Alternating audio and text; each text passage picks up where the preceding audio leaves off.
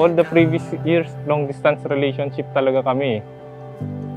Oo, literal sobra, ilang years na ganun. Then, nagtugma na kami sa Manila. So parang okay na. Oo, tapos biglang pumunta siya ng Dubai, which is more distant na naman. Then sabi ko, ano ba to? Kailangan mong mag-cling sa faith na sinasabi na kung kayo talaga. Ako kasi mas naniniwala talaga na if you want the relationship, you have to make it work.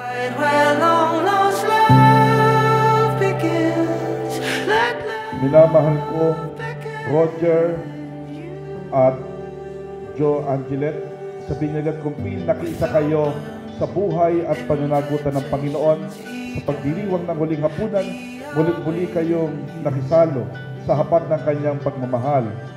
Roger Alson, bukal ba sa iyong loob ang iyong pagparito upang makaisang dibdib mo si Jo Angelet na iyong pakamamahalin at paglilingkuran habang buhay?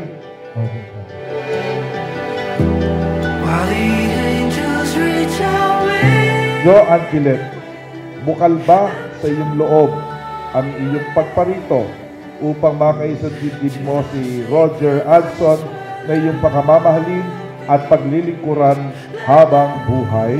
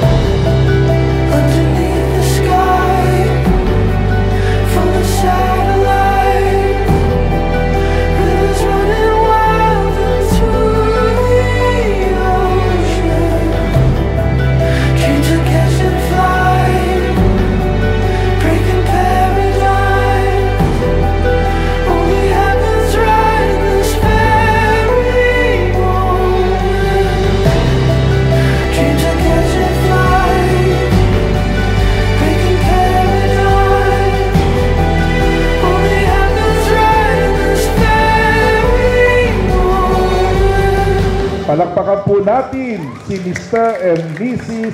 Roger Alson at Jo Angelet Abad.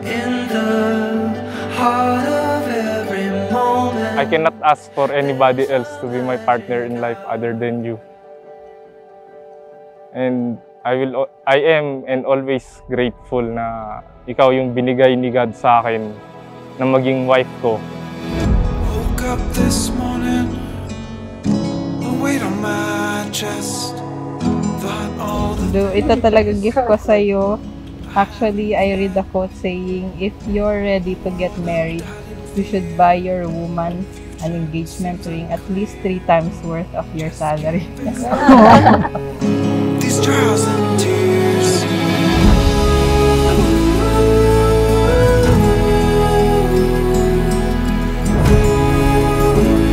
My dearest Roger, on this special journey we are about to begin together, I wanted to give you something to remind you of my love and commitment. Keep holding on for brighter days. See it through, gonna find a way.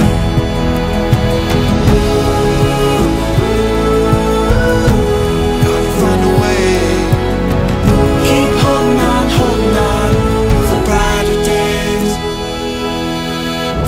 Thank you at di mo pinabayaan at hinayaang ma-down or mag-slide back.